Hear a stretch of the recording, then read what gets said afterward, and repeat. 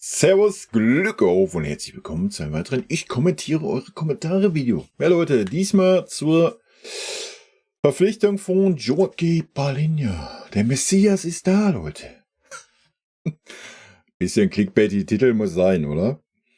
Ja, damit gehen wir rein in eure Kommentare. Ich bin sehr gespannt, ich habe noch nichts gelesen. Schauen wir mal, wie so die Meinung ist. Aber ich denke, da gibt es jetzt auch nicht so viele unterschiedliche Meinungen. Wa? Also, gehen wir rein. Sneak One, habe so Bock auf die neue Saison bekommen. Ja, ich habe auch Bock auf die neue Saison, weil wir super viele spannende Themen haben. Angefangen von neuen Trainer, neue Strategie. Wenn man die Spielerverpflichtungen bisher sieht, haben wir viele taktische Möglichkeiten. Bin sehr gespannt. Sarok, ich würde einfach mal sagen, endlich ein würdiger Javi Martinez Nachfolger und vielleicht genau das fehlende Puzzleteil. Ja, ich denke zu 100% das fehlende Puzzleteil. Ob ein würdiger Javi Martinez Nachfolger, ruhig, Ball flach halten, ne? Javi Martinez, absolute Legende, für mich überragender Spieler, überragender Charakter, überragender Mensch. Aber wir werden es sehen, ne? GB, das Gute ist, dass wir dieses Mal nicht bis zum letzten Tag der Transferperioden warten. Hausaufgaben wurden von Ebel und Freund gemacht. Aktuell vergebe ich eine 2. Wenn noch Simmons Olmo kommt, dann wird es eine 1 bis 2. Zu 1 fehlen die notwendigen Abgänge und vielleicht noch ein Überraschungstransfer à la Frimpong. Ja, habe ich ja schon in einem anderen Video beantwortet, aber ich gehe hier auch nochmal kurz drauf ein. Ich denke, bisher haben wir einen guten Job gemacht. Ja. Muss man ganz klar sagen. Ich bin auch gespannt, ob jetzt noch jemand kommt für die Außen. Es wäre sehr schön. Und natürlich gehe ich mit. Die Abgänge, wir werden sehen, für welchen Spieler wo ein Markt ist. Abgänge kann sich halt ein bisschen ziehen, man kennt's, ne? Aber es soll auch erstmal zweitrangig sein. Wichtig ist erstmal, dass wir die Zugänge fix machen. Ja? Und also ich fand einen Olmo am Ende des Tages auf jeden Fall stärker wie ein Simmons. Ich meine, richtig mega wären beide. Ja, aber da haben wir schon den Odyssee geholt, also von daher. Man wird sehen, ob überhaupt einer von beiden kommt. Vielleicht sind es auch beide Nebenkerzen, weil man den Jungen von Stade René haben will. Wir werden sehen. Ne? Ich bin sehr gespannt. Aber man sieht auf jeden Fall, dass die Verantwortlichen die richtigen Schlüsse aus der letzten Saison gezogen haben. Das ist doch das Wichtige, oder? Dennis Schreiber. Das ist wirklich einer der wenigen Sachen, die man Tuchel zugute halten kann, dass er das zumindest mal ins Rollen gebracht hat und nicht nur auf Kimmich gesetzt wurde. Auch wenn es lange gedauert hat. Aber Tuchel hat erkannt, dass Bayern einen Sechser mit sehr gutem Defensivverhalten braucht. Vom Alter finde ich es auch sehr gut. Haben jetzt schon ein paar Junge mit Olise, Pavlo, Musiala, Brian und eventuell Xavi. Da braucht man auch Spieler mit Erfahrung. 29 ist ja auch noch ein gutes Alter. Ja, das hängt immer ein bisschen von der Fitness ab, würde ich behaupten. Von der Fitness und der Körperlichkeit des Spielers. Wie gesagt, guckt euch so einen Roberto an, der mit 50 noch eine Maschine ist. Man darf das halt nicht mit uns Normalos vergleichen. Leistungssport, gerade wenn man dann 20 Jahre im Leistungssport oder was ist, hinterlässt seine Spuren einfach. Ja. Klar, es gibt Spieler, guckt euch den Lothar damals an, die locker bis 35, 36 spielen können.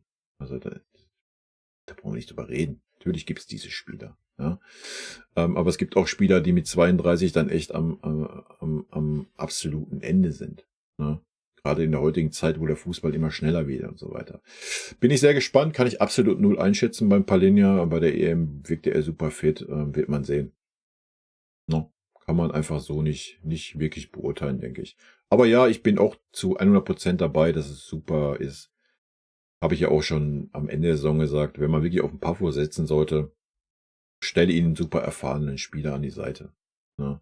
Und du hast jetzt wirklich super viele Optionen in der Mitte. Mit dem Leimer noch dabei. Ob es lange gedauert hat, ich denke, du meinst, dass der Transfer geklappt hat, weil beim Tuchel hat es nicht lange gedauert. Das hat er direkt vor der ersten kompletten Saison gesagt. Und Kimmich für ihn kein Sechser ist. Ja. Und ich denke, er hat genau das gemeint. Ne? Und wenn du siehst, wie der FC Bayern spielt die letzten 2,5 Jahre, ja, dann ist genau das, was uns gefehlt hat. Definitiv. Aber das wissen wir ja nicht erst, seitdem Tuchel gesagt hat, er möchte ein Palhinha haben. Ja, also das haben wir hier auf dem Kanal schon 1,5 Jahre vorher gesagt, dass wir mal einen Sechser wieder brauchen. Helmut, klasse eingekauft. Was mir noch nicht behagt ist, dass wir noch keinen der Kandidaten verkaufen konnten und damit 2 potenzielle Probleme haben. Erstens, Gehaltsstruktur. Schlechtere Spieler, die 20 Millionen verdienen, demotivieren die anderen besseren. Nee, da sage ich ja was zu. Zweitens, Kabine, schlechte Stimmung, Intrigen gegen Trainer und so weiter, was es ja schon mehrfach gab. Ja, sage ich auch was zu. Ich würde definitiv folgende Spieler abgeben. Goretzka, Gnabry, Coman, Sané, Davis. Kimmich würde ich halten, wenn er die Rolle als RV akzeptiert, denn er hat klasse Mentalität und kann helfen, der Mannschaft Struktur zu geben. Tar brauchen wir definitiv nicht, der Licht sollte bleiben. Mit Palhinha werden definitiv alle IV nächste Saison eine bessere Figur machen. Ja. Und da müssen nächste Saison auch junge Spieler eine Chance kriegen. Zum Beispiel Tell mal für Kane, nicht nur als Backup, sondern um ihn aufzubauen und Kane mal zu schonen. Ja. Kommen wir auch nicht drum herum, wenn man die EM gesehen hat. Erstmal sehr guter Post. Ganz, ganz viele Themen, zu denen ich auch eine Meinung habe und mal sagen kann. Vielen lieben Dank, Helmut. Gehaltsstruktur. Schlechtere Spieler, die 20 Millionen verdienen, demotivieren die anderen besseren. Ja, das war bisher so. Wird nicht mehr der Fall sein. Warum? Weil der Verein oder Max Eber klar geäußert hat, dass man die Gehaltsstruktur ändern möchte und diese Spieler loswerden möchte oder andere Verträge mit diesen Spielern abschließen möchte. Ja, es ist jetzt nicht mehr so, dass ein Max Eber sagt, ja komm, du kriegst jetzt 20 Millionen. So, ja, er sitzt jetzt auf den Altlasten und es ist bekannt, es ist öffentlich bekannt und dann wird es auch in der Mannschaft bekannt sein, dass wir von diesen Gehaltsstrukturen weg wollen. Ja, von daher sehe ich das nicht als Problem an. Kabine, schlechte Stimmung, Intrigen gegen Trainer und so weiter, was es ja schon mehrfach gab. Ja, großer Faktor bei uns gewesen die letzten Jahre. Musst du knallhart durchgreifen. Habe ich ja jetzt auch schon mehrfach gesagt, wenn das passieren sollte, ja, dass die Spieler halt außen vor sind, dass die Neuzugänge spielen, die anderen Spieler nicht spielen. Und wenn die dann anfangen, in der Kabine irgendwie stumm zu machen, dann musst du sie degradieren. So. Dann musst du sie suspendieren, wie es schon bei ganz, ganz vielen anderen Vereinen war. Und dann gibst du ihnen eine Trainingsmöglichkeit, wo sie sich fit halten können und gut ist. Ja. Und das ist dann schade, ja, weil es verdiente Spieler sind, aber ich habe es ja schon mal gesagt, das ist verdiente, ja. Man sagt immer, oder alle sagen immer, ja, das sind super verdiente Spieler, dem musst du noch eine Chance geben und so weiter und so fort. Ja, aber dieser super verdiente Spieler muss doch auch mal sehen, dass der Verein, bei dem er ist, ihm erstens so viel Geld in den Arsch geschoben hat und zweitens auch diese Mannschaft gestellt hat. Ja, nimm Kimmich, nimm Gnabry, meint ihr, die hätten woanders irgendwie, ja, meint ihr, hätten in Dortmund was gerissen? So, das ist doch das ist doch immer beiderseitig. Man redet immer von verdienten Spielern, aber warum sind sie denn so verdient? Weil der Verein aber auch alles dafür getan hat. Und wenn man dann so ein verdienter Spieler ist, ich meine, selbst Levi hat's ja gemacht, ne? Dann hat man die Eier und sagt, ich habe jetzt noch 1 Jahr Vertrag, pass mal auf, ich gehe jetzt und gut ist. Ne? Hier wird nicht mehr mit mir geplant, das wird man diesen Spielern ja kommunizieren. Ne? Und dann wird man halt sehen, aus welchem Holz diese Spieler geschnitzt sind. Punkt. Ja? Und wenn da ein Spieler meint, ja, alles gut, ist mir egal, ich ziehe mir hier noch die 20 Mille rein, noch ein Jahr oder 2. Ja, dann weißt du auch, wie dankbar dieser Spieler dem Verein ist. Ja? Das ist eine Medaille, die hat 2 Seiten, Leute. Es ist nicht immer nur der Spieler ist super verdient. Ja, der Spieler muss dann aber auch mal dankbar sein, dass der Verein ihn überhaupt diese Plattform gegeben hat und diesen Kader gegeben hat, dass überhaupt diese Erfolge zustande kamen. Ja, das wäre in anderen Vereinen vielleicht gar nicht möglich gewesen. Das ist vielleicht bei 4, 5, 6 Vereinen in Europa möglich. So, da muss man auch mal dankbar sein und da muss man auch mal sagen, ja, alles klar, ich habe hier super 6, 7, 8 Jahre gehabt, alles klar, ich bin euch da auch dankbar für. Und natürlich gehe ich jetzt nicht und sitze den Vertrag hier aus und ziehe mir da noch 30 Millionen Handgeld rein, weil ich die Fresse einfach nicht voll kriege. Ich habe hier schon über 100 Millionen verdient. Ja, so. Punkt. Das erwarte ich. Ja, sag ich euch, wie es ist. Das erwarte ich von großen gestandenen Spielern. Ja, ganz einfache Kiste. Du würdest folgende Spieler abgeben. Goretzka, Gnabry, Coman, Sané, Davis. Gnabry, Sané, Davis gehe ich 100% mit. Coman wäre der Spieler, den ich behalten würde, wenn wir jemanden behalten wollen von den Außen, bevor ich aktuell erstmal ausgehe. Kommt drauf an, wen wir noch verpflichten. Würde ich Coman behalten, weil Coman, abgesehen unterm Tuchel, der einfach mit dem Tuchel-Fußball nicht klarkam, weil Tuchel mehr Halbpositionsfußball war wie außen. Ist die Frage, wenn Kompany auch dieses Halbpositionsspiel machen will, dann ist Coman der falsche Spieler, dann muss ein Coman auch abgeben. Dann wird ein Coman aber auch sehr wahrscheinlich selber gehen wollen. Weil es ist einfach nicht sein Spiel. Ja, sein Spiel ist klar, er ist ein klarer Außenstürmer. Aber ansonsten ist er immer noch der konstanteste. Ja, natürlich auch der, obwohl, wenn man jetzt den Gnabry sieht, kann man jetzt auch nicht mehr sagen, Coman ist der verletzungsanfälligste. Aber natürlich ist er super verletzungsanfällig, ja. Und wahrscheinlich wäre es auch an der Zeit zu sagen, jo, wir gehen jetzt nochmal neue Wege. Und er ist jetzt auch im Alter, genau wie Gnabry, wo man nochmal einen großen Vertrag unterschreibt und vielleicht nochmal was Neues sehen will. Und das wäre doch auch völlig fein für mich. Davis, ganz ehrlich, nach dem ganzen Trara, was da war, musst du ihn abgeben. Du musst klare Kante zeigen. Feierabend. Egal, was für ein Potenzial er hat, egal, wie stark er sein kann. Man muss wieder weg davon kommen, dass Spieler einen auf der Nase rumtanzen. Und da musst du ein klares Zeichen setzen. Klipp und klar. Ja. Wir brauchen Spieler, die für den FC Bayern leben, brennen. Und nicht Spieler, die mir im Kopf bei Real Madrid sind. Feierabend. Da muss man nicht diskutieren. Gehe ich 100% mit dir. Goretzka. Weiß ich nicht. Ich tue mich schwer beim Leon irgendwie ein bisschen. Wahrscheinlich wird er keinen Platz mehr haben in dieser Mannschaft, ja. Wahrscheinlich ist dem so. Und von daher musst du ihm auch auf den Grund des Gehaltes, was er hat, musst du ihn abgeben, ja. Da musst du einen Kimmich aber auch abgeben. Sei denn, Kimmich verlängert jetzt irgendwie zu 10 Millionen. So, weil der Vertrag läuft aus. Kimmich als RV sehe ich nicht bei uns. Auch definitiv nicht. Kimmich als RV ist nicht mehr zeitgemäß. Tut mir leid. Ihm fehlt einfach die Geschwindigkeit dafür. Und ihm fehlt das defensive Zweikampfverhalten. Das hast du schon in der Mitte gesehen, dass er das nicht hat. Und das hast du auch bei dieser EM, wurde es gut kaschiert, weil wir nicht so viele starke Gegner hatten. Aber erinnert euch mal gegen Spanien, wenn die über links kam mit Vollspeed, wie ein Kimmich da aussah. No Chance. Ja. Und der Fußball wird immer schneller. Die meisten Mannschaften, guckt euch nur die Bundesliga an, deswegen ist ja, weil wir so Probleme hatten, weil uns der Sechser gefehlt hat. Die stellen sich hinten rein, haben 3 schnelle Spieler vorne und wenn du den Speed nicht hast, und den hat Kimmich nicht, sorry. Ja. Ansonsten ist er ein guter rechter Verteidiger, gar keine Frage, Leute. Ja, nach vorne und so weiter, Führungsqualitäten mit der haben. Aber ich glaube, du musst jetzt auch mal langsam weg vom Josh. Wie du es hier schreibst, von wegen Mannschaftsstruktur, sehe ich halt genau andersrum. Ich denke, Josh muss weg. Eben aus diesen Gründen. Ne? Man hat es gesehen, wenn Josh nicht gespielt hat, wenn er außen vor war bei dieser Mannschaft, dass diese Mannschaft insgesamt ein Level höher performt hat, weil sie vielleicht nicht mehr diese Ausrede hatte, Josh ist da, der die ganze Verantwortung schultern will. Wenn ich dazu dann noch so ein paar Aussagen aus dieser Doku gehört habe, ich habe es ja noch nicht gesehen von Kim, ich gucke mir die noch an, von daher gefährliches Halbwissen bei mir. Ja, sorry. Dann passt das auch nicht mehr und dann sollte der Josh besser gehen. Und auch da, wenn er nochmal was anderes sehen will, dann jetzt. Ne? Und wenn er jetzt wirklich den Charakter an den Tag legt, um zu sagen,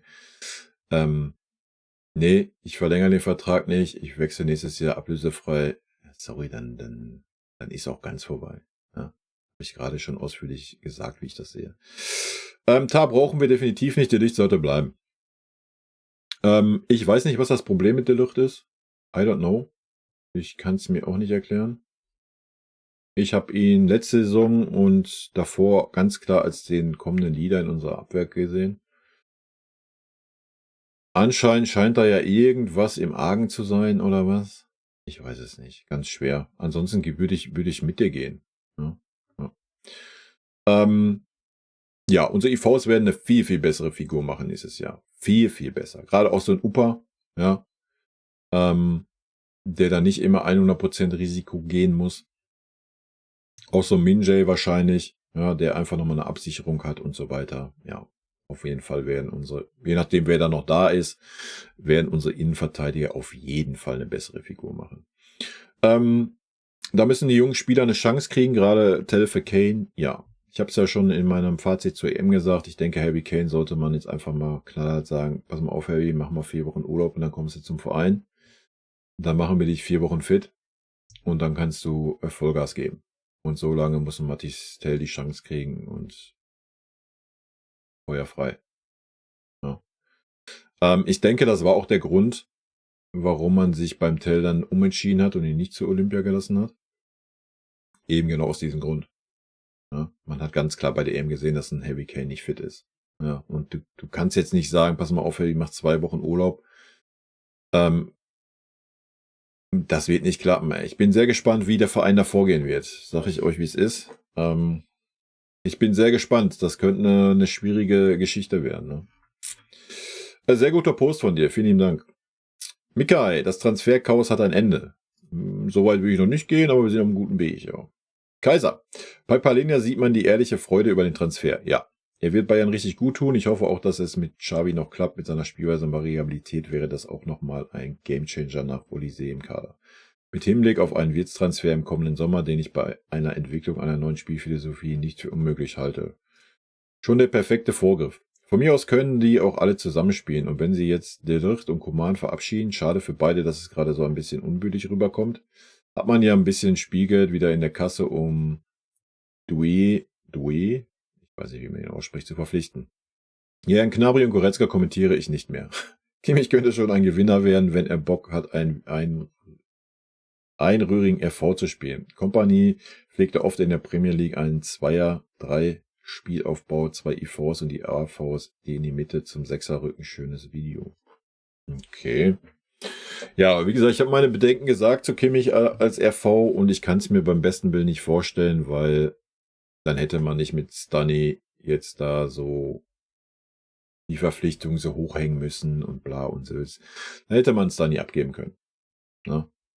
Ich glaube schon, dass man die Schlüsse zieht und ja, nochmal, ich denke, ein großes Thema ist halt einfach auch die Gehaltsstruktur und Kimmich wird 20 plus Millionen verdienen. Und das ist zu viel für die gesehenen Leistungen. Muss man leider so sagen. Ist zumindest meine Meinung. Ne? Aber gut, ich weiß, viele von euch sehen Kimmich als RV. Ich würde das als eine Schwachstelle bei uns dann sehen. Offensiv definitiv nicht. Kimmich kann super flanken, ja, steht außer Frage, er hat einen guten RV gespielt. Ne? Aber in der Defensive, ich erwarte vom RV halt einfach, dass er auch defensiv stark ist. Und das ist ein Kimmich leider nicht mehr, Leute. Sorry. Ja? Guckt euch die EM an, guckt euch die Außenverteidiger an. Ja? Also, setzt mal die guten Außenverteidiger mit dem Kimmich auf eine. Vergleicht das mal. Keine Chance für Kimmich, Alter.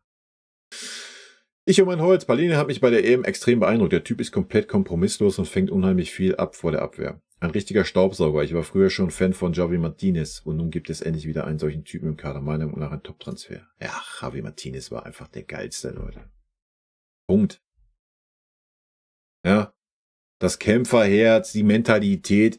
Ich weiß auch nicht, warum man Martinez immer abgesprochen hat, dass er das Spiel auch nicht irgendwie lenken könnte oder sonst was. Auch das konnte er. Ja. Ich bin sehr gespannt, inwieweit das ein Palhinha kann, aber das wird auch nicht seine primäre Aufgabe sein. Und ja, was ich von ihm gesehen habe bei der EM, ist genau der Typ, den wir brauchen.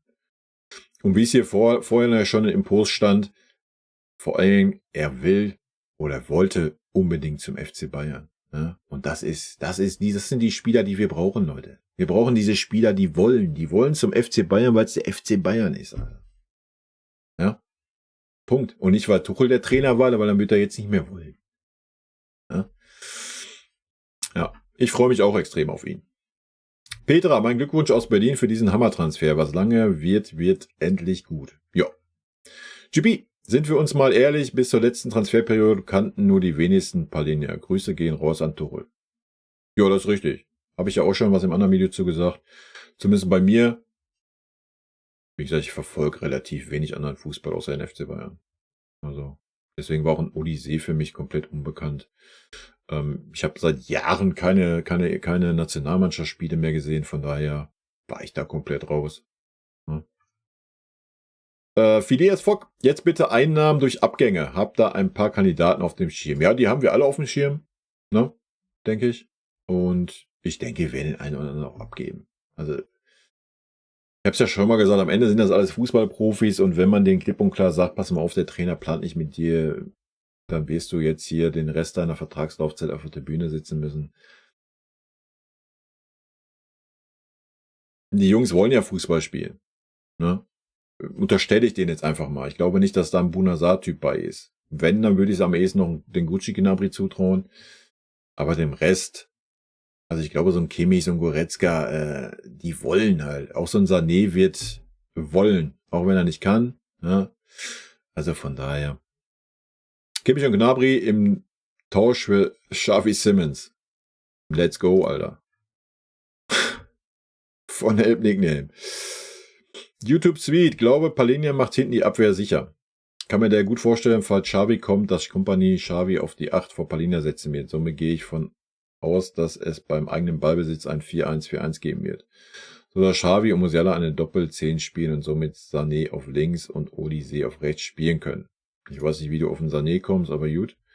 Dann noch Kane im Sturm. Bin gespannt, wie er aufstellen wird und wer noch geht und noch kommt.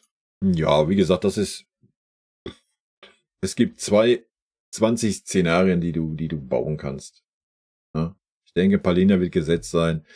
Es kann sein, dass davor auch einfach nur ein Pavlovic und ein Musiala auf einer Doppel-8, Doppel-10 spielen werden. Oder dass ein Pavlo auf der 8 spielt, ein Musiala auf der 10 und du spielst dann mit 2 Halbpositionen. Oder du spielst nur mit 2 Halbpositionen.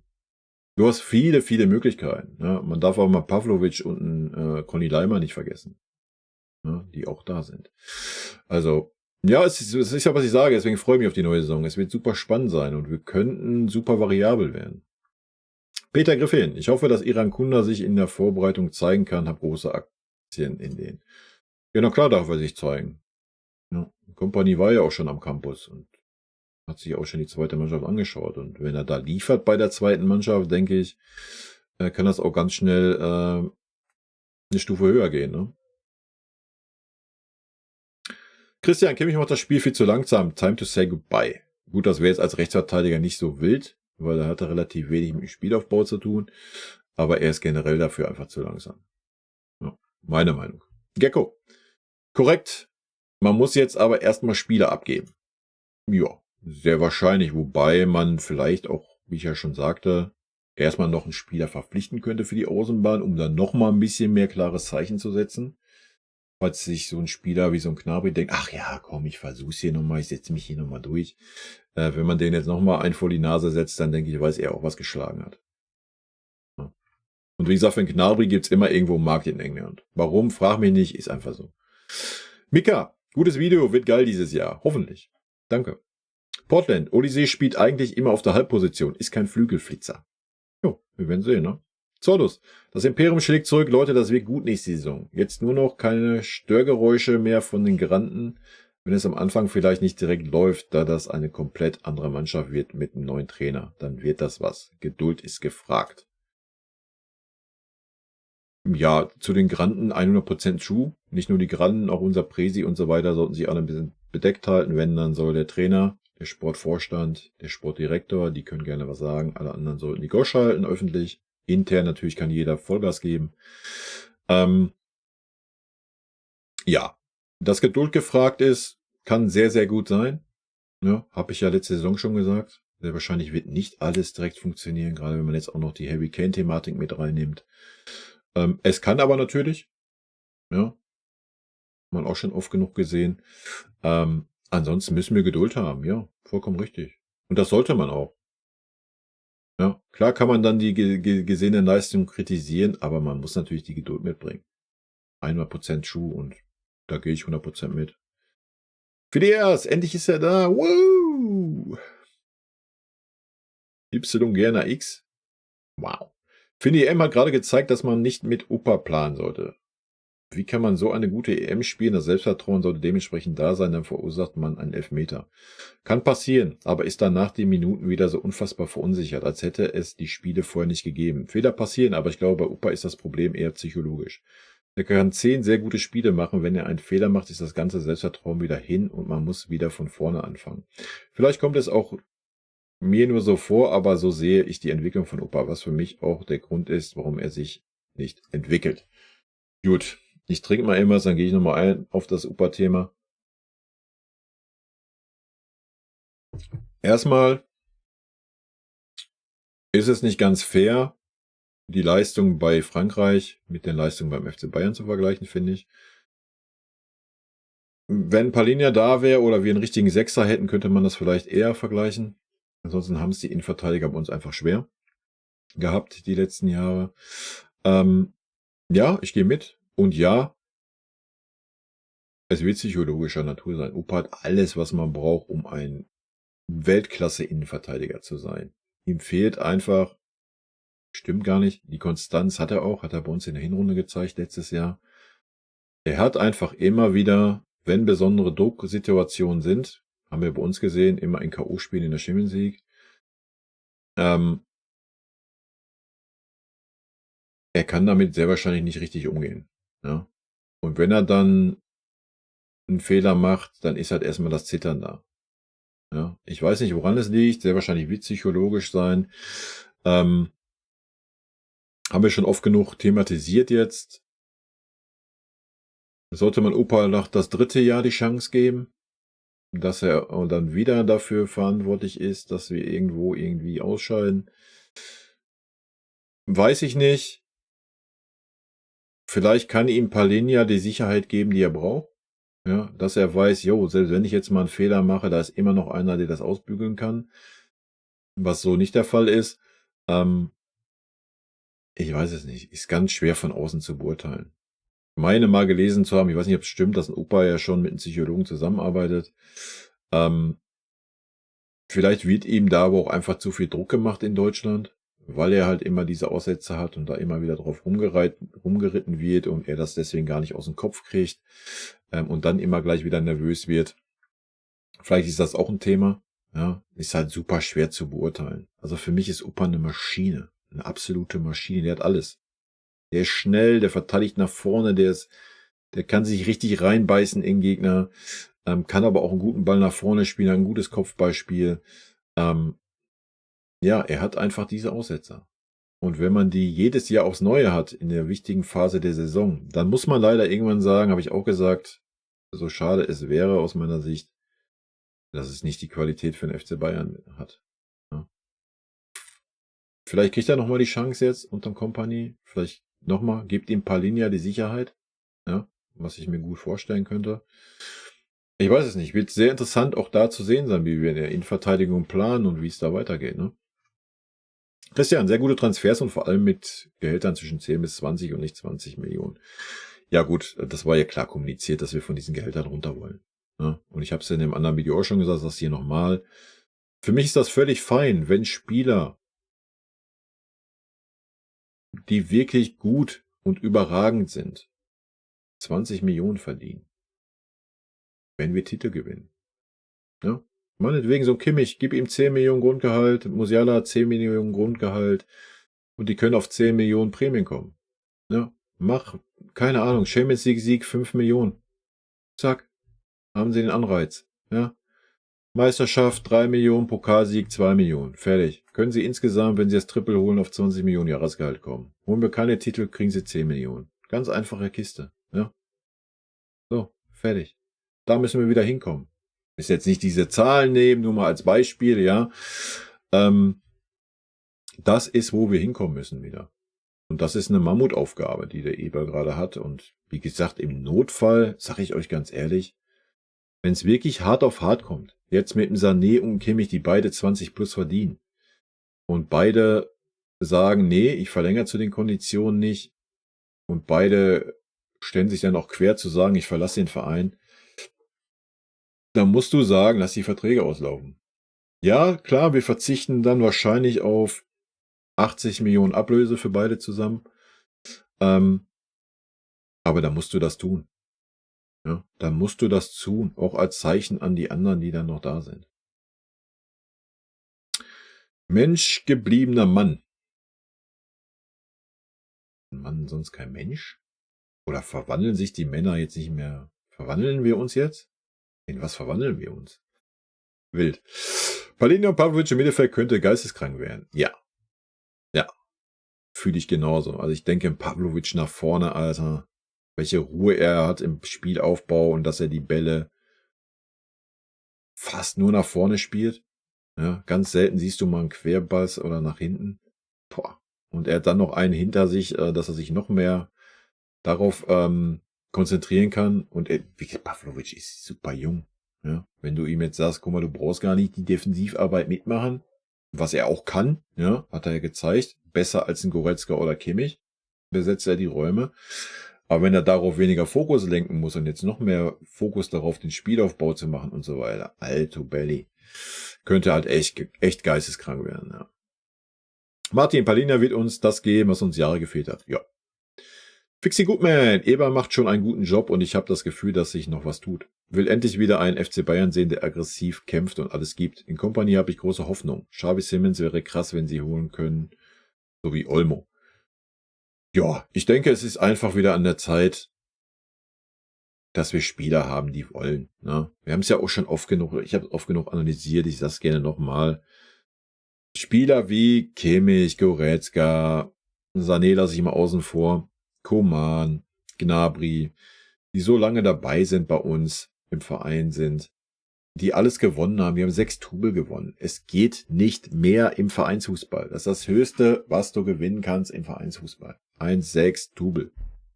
Dass doch da die dort in ein Loch fallen und keine Motivation mehr haben, ist schade, ist aber nachvollziehbar. Das ist halt nicht die Generation Schweini, Olli, Ribéry, Robben, die von Ehrgeiz zerfressen sind, die immer jedes Jahr wollen. Das ist nicht diese Generation. Ja. Das war sie nie. Generation Kimmich. Das war sie nie, Leute. Ja. Und die haben so lange darauf hingefiebert, endlich mal einen internationalen Titel zu gewinnen. Und dann haben sie den gewonnen. Und dass die dann in ein Loch fallen. Nicht absichtlich, ja.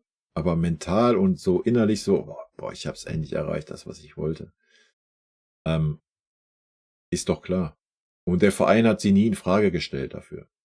Hat sogar noch befeuert, indem sie unangefochten da rumdumpeln dürften. Und dass sie dann nicht mehr da rauskommen aus diesem Loch, ist doch klar. Ja. Also von daher.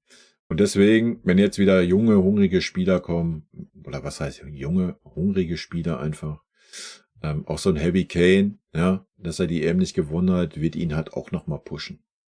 Ja, er hat noch 2, 3 Jahre auf hohem Niveau, 2. Er wird Vollgas geben, Leute. Er wird Vollgas geben. Und wenn wir es hinkriegen und einen Harry Kane einbinden können in unser Spiel, geisteskrank ist das Wort. Ja.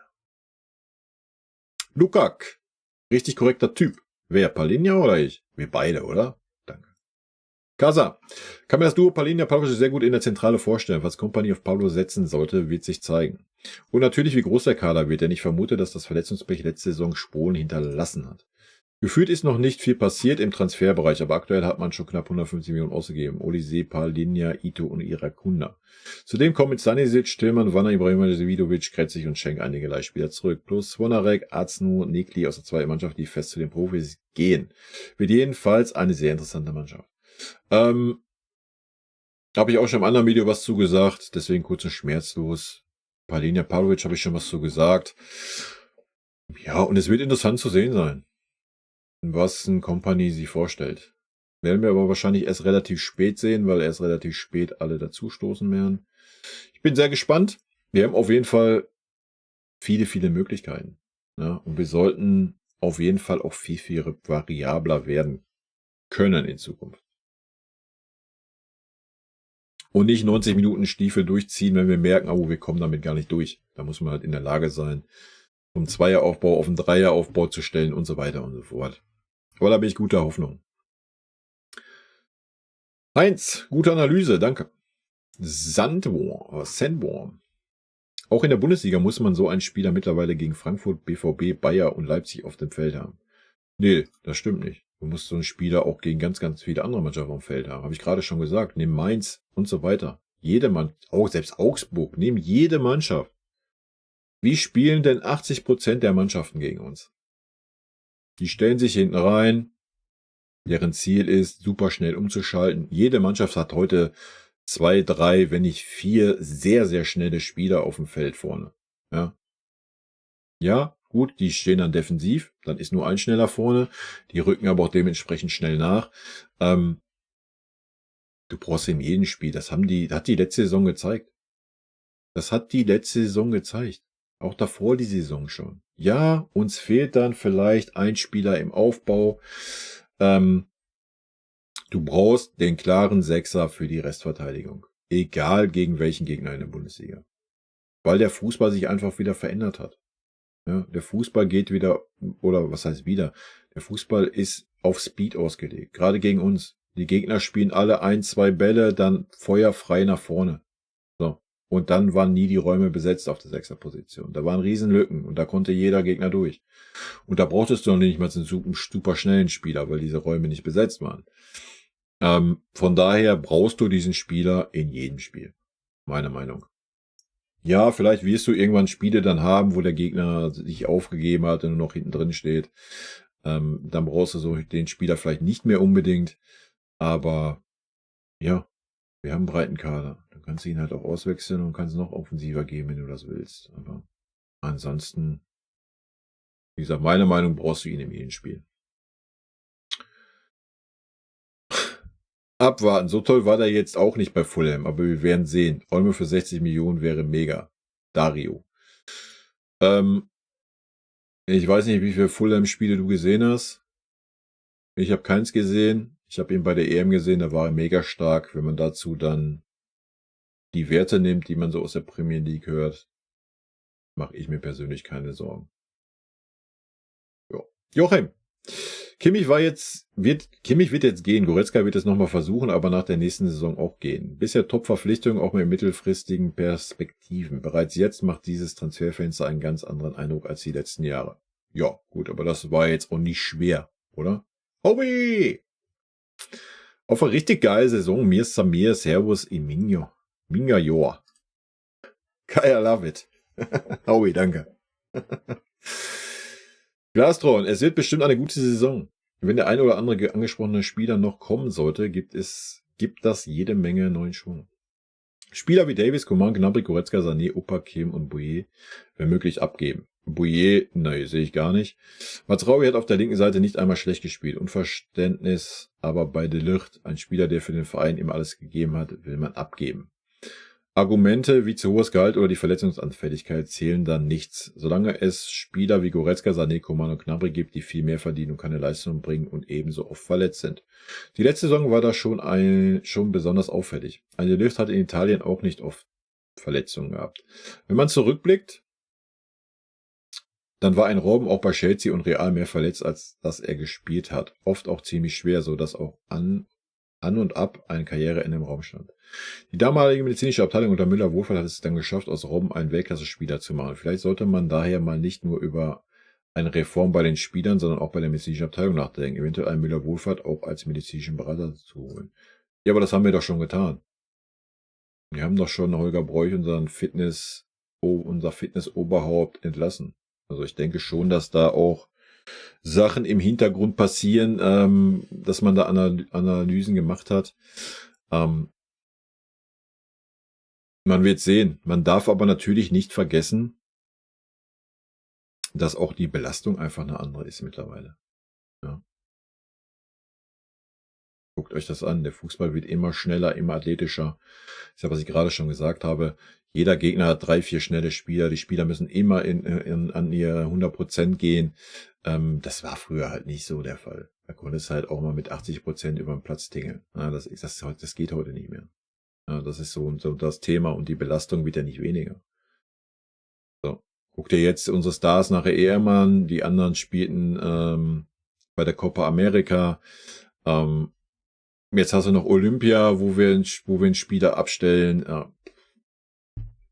Ja, du hast wieder keine Vorbereitung als Mannschaft zusammen, ist unmöglich. Ist halt alles auch nicht so einfach, ne? Muss man leider sagen. Ansonsten, ja, das Thema De Ligt, I don't know, habe ich ja vorhin auch schon gesagt. Ich weiß es nicht. Da muss irgendwas anderes im Argen sein. Anders kann ich mir das auch nicht vorstellen. Vielleicht Markenkompanie ihn einfach nicht oder was. Ich habe keine Ahnung. Ich weiß es nicht. Ich kann es nicht beurteilen. Boe sehe ich komplett anders. Ich wüsste nicht, warum wir ihn abgeben sollten. Ich habe von dem Jungen noch nichts gesehen. Außer 1,5 Spiele. Ansonsten habe ich ihn als Gegner gesehen. Da war er bärenstark. Wenn er das bei uns spielen kann, ist das eine Maschine. Also sehe ich nicht, warum man ihn schon wieder abgeben sollte. Man sollte ihn halt mal eine Saison geben. Ja? Die hat er ja noch nicht gehabt. 1,5 Spiele bei uns gehabt. Talkie Bayern. Hoffe, dir und Frau geht es gut. Anhand der Videos würde ich mal sagen, ja. Talkie Bayern, danke. Mir geht's gut, ja. Der Frau auch. Danke erneut für deine Sicht der Dinge, sowohl auf die Verpflichtungen wie aber auch schon die von Ito oder Olise. Immer wieder interessant zu sehen, wie andere Bayern-Liebhaber solche Verpflichtungen betrachten und wenn sie so als Verkaufskandidat sehen. Persönlich bin ich zwar nicht ganz davon überzeugt, dass ein Tell sich auf einer Mittelstürmerposition wohlfühlt, doch vielleicht irre ich mich auch. Die Chance mit seiner Einstellung sowohl auf wie neben dem Platz hat er sich unter Kompanie verdient. Naja, ein Tell ist ein Neuner. Bevor er zu uns gekommen ist, war er ein klarer Neuner. Ja. Erst bei uns, weil wir Harry Kane verpflichtet haben, hat er keine Chance auf der Neuner-Position bekommen und musste deswegen auf den Flügel ausweichen. Aber ansonsten ist er ein klarer Neuner. Also ich denke schon, dass er sich da wohlfühlen würde. Der Transfer nun von Palhinha ist auch für die Summe in Ordnung. Ja, über 5 Millionen plus minus könnte man sich streiten, doch am Ende des Tages wollte Bayern ihn. Er wollte auch und deshalb hat man eine gute Lösung gefunden. Wirklich zu teuer finde ich die Ablöse um die geforderten 49 Millionen ohne Boni nicht, wenn Bayern letztendlich Titel oder Champions League holt, sind die Boni gerne bezahlt. Ja, es ist ein marktgerechter Preis. Ja. Also da gibt's, das sehe ich nicht anders. Klar wäre es schön, warte kurz. Klar wäre es schön, wenn wir sagen würden, oh ja, geil, komm, wir holen nochmal eine Granate für 25, 30 Millionen. Die Zeiten sind vorbei, Leute. Die Zeiten sind vorbei. Ja? Du kriegst keinen Spieler mehr für 25 Millionen. Das ist ein Ding der Möglichkeit. 50 Millionen ist das neue 20 Millionen von vor 10 Jahren, Alter. Das geht nicht mehr. Ja? Du hast es bei Mathys Tell gesehen, selbst er hat 35 Millionen gekostet. So, du musst die Spieler, wenn dann holen, du siehst es jetzt auch wieder bei den Verhandlungen mit Renés. Du musst, wenn die Spieler jetzt in dem Alter schon holen willst, zahlst du 30, 40 Millionen. Ja? Deswegen ist es ja umso wichtiger mit den Campus, dass du die Spieler vorher holst. Vorher. Ja? Du kriegst keinen gestandenen Spieler mehr für 25, 30 Millionen. Das ist ein Ding der Unmöglichkeit. 50 Millionen ist das Mindeste. Ja? Das ist der Fußball heutzutage. Ansonsten musst du halt 2 Stockwerke tiefer greifen. Ja, da musst du das machen. Aber ihr habt es doch gesehen, selbst Mainz will für einen Gruder angeblich 50 Millionen haben. Was hat der Junge? Der hat eine gute Saison gespielt, ja. Aber jetzt von den Fakten her auch nicht überragend. Was hat er gehabt? 4 Tore, 6 Vorlagen oder sowas? In einer ganzen Saison? Und die wollen 50 Millionen haben? Ja, die würden sich vielleicht auf 35 runterdrücken lassen. Ja, da seht ihr es. Ja, das ist nicht mehr. 50 Millionen ist das neue Minimum, Alter. Das ist krank, aber es ist nun mal so. Ich bin gespannt, wie die Mannschaft Richtung Mitte August letztendlich aussehen wird. Wer noch kommt bzw. geht, einen der beiden erwähnten Spieler, Kimmich oder Goretzka, sollte man diesen Sommer definitiv verkaufen. Dies gilt für mich auch für Sané, Gnabry und Coman. Wenn von den 5 genannten am Ende 2 bis 3 Verkauf bekommst, gut. Doch 3 der Spieler können nächste Saison ablösefrei gehen und das sollte man gerade bei einem Kimmich eher vermeiden. Bayern hat zwar Geld, doch verschenken muss man die Spieler letztlich auch nicht. Wir werden sehen, was passiert. Bis dahin eine schöne Transferphase. Stimme ich 100% zu. Aber wie ich es vorhin auch schon sagte, wenn die Spieler sich querstellen, dann lass die Verträge auslaufen. Feierabend. Ja. Jetzt nur mit dem Kimmich verlängern, um zu sagen, oh ja, wir geben ihn nicht ablösefrei ab. Und da muss das klar abgesprochen sein. Ne? Und ein Kimmich müsste sich auf Gehaltskürzungen einlassen. Also für mich, ich wiederhole mich. Für mich ist es einfach an der Zeit zu sagen, komm, wir machen jetzt den Umbruch, die Spieler müssen gehen, Feierabend. Ja. Wenn sie nicht wollen, was völlig fein ist, was legitim ist, aus meiner Sicht natürlich nicht fein oder legitim, aber natürlich aus ihrer Sicht, dann lass den Vertrag auslaufen. Dann scheiß drauf. Feierabend. Ja, dann sieht man den Charakter dieser Spieler, wie dankbar sie dem Verein gegenüber sind.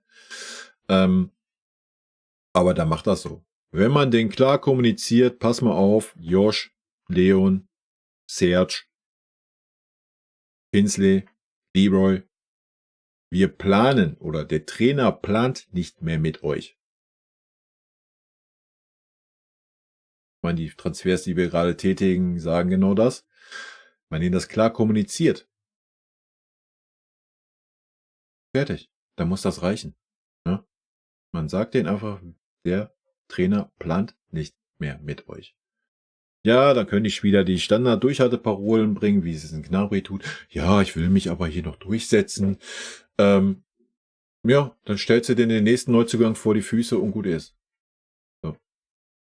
Und dann werden wir sehen, ob er sich durchsetzt. Wird er natürlich nicht tun. Also, da brauchen wir nicht drüber reden. Ja. So, und dann muss der Spieler halt wechseln, wenn er spielen will. Feierabend. Aber Gnabry könnte ich mir vorstellen, dass das aussetzt, so vom Typ her. Wie gesagt, ich habe es vorhin schon gesagt, bei anderen Spielern kann ich es mir eigentlich eher schwer vorstellen.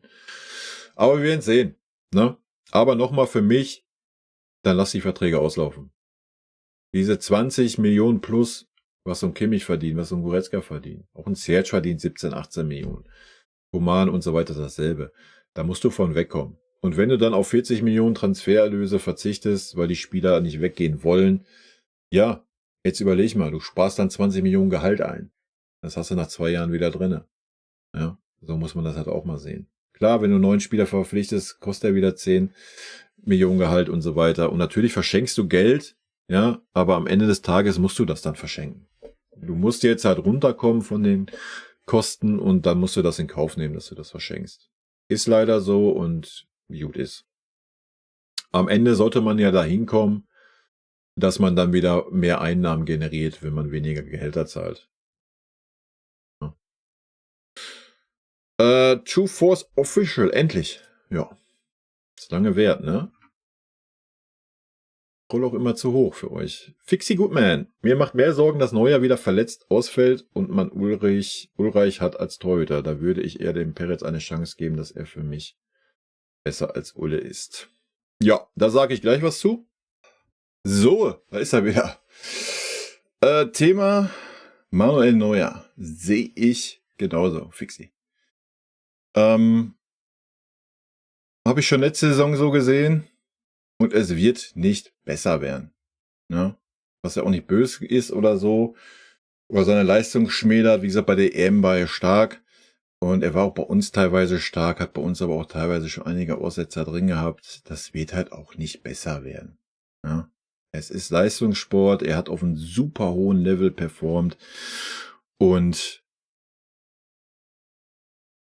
das wird seine Spuren hinterlassen haben. Gerade diese Verletzung. Ja, er wird immer wieder kleine Verletzungen haben, wird immer wieder mal ausfallen, wird seine Pausen brauchen.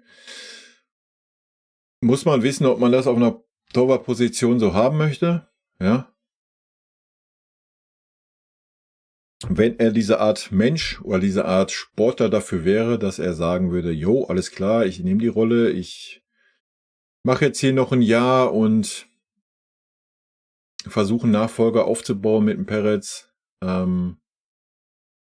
wäre das Weltklasse, wird leider nicht passieren.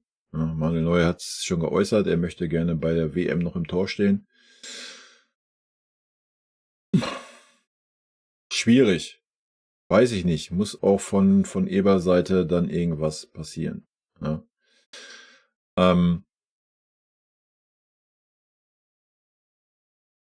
Auch der verdient 20 plus. Und der Vertrag wurde damit verlängert mit 20 plus. Also wird man den Vertrag jetzt nochmal ein Jahr verlängern für 20 Millionen plus, damit er bei der WM noch spielen darf? I don't know. Schwierig. Ja, also ich hätte schon letzte Saison gefeiert, wenn man dem Peretz das Vertrauen gegeben hätte. Man hat ihn verpflichtet mit Riesentamtam und den Eindruck, den er gemacht hat, war gut. man muss den Spielern dann einfach auch die Chance geben. Ja. Da hat Ulle es gut gemacht. Ulle ist ein guter Torwart, ist erfahren. Aber warum hat man dem Peretz nicht die Chance gegeben? Nee, man hat den Peretz erniedrigt, indem er 37 Minuten spielen durfte, nachdem wir 2-0 geführt haben. Also, sorry, Leute. Ja, tut mir super leid für den Jungen. Und auch da, es ist an der Zeit, Leute. Es ist an der Zeit. Wir machen uns wieder Baustellen nächstes Jahr auf. Ja? Wir haben immer so viele Baustellen im Kader. Thomas Müller wird aufhören. So, er muss aufhören. Fertig. Aber er hat sich damit abgefunden. Zumindest letztes Jahr unterm Tuchel hat er sich damit abgefunden, welche Rolle er hat in diesem Team. Hat sich auch bei der EM damit abgefunden. So. Diese Rolle wird er nächstes Jahr nicht anders haben. Er wird der Backup sein. Wenn es enge Spiele sind, sonst was, wenn man einen Spieler eine Pause braucht, dann kommt ein Thomas Müller für 60 Minuten rein. So, das wird Thomas Müllers Rolle sein. Ja.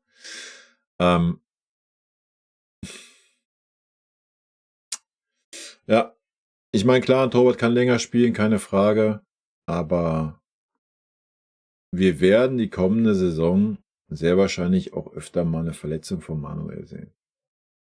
Und ob er dann nochmal dieses Niveau durchgehend halten kann, das werden dann die wichtigen Spiele zeigen, wo er dann gefragt ist. Schwer zu sagen. Also aus meiner Sicht sollte man auch, ja, man sollte den Peretz nicht verleihen, man sollte ihn jetzt mehr in die Verantwortung nehmen und ihm Spiele geben. Fertig. Da muss ein Neuer sich drauf einlassen. Wenn er das nicht will, ja, dann Hovi. Dann sucht er einen neuen Verein. Feierabend. Wenn er unbedingt bei der WM spielen will, was sein gutes Recht ist, in 2 Jahren, da muss er damit leben, dass er jetzt in der Rolle dann ist, jetzt bis dahin einen Peretz aufzubauen und ihm die Hälfte der Spiele geben muss in der Saison. Feierabend. Meine Meinung. Gut. Wobei sowas ja auch immer schwierig ist mit Torwartwechsel hin und her, Blasels. Keine Ahnung.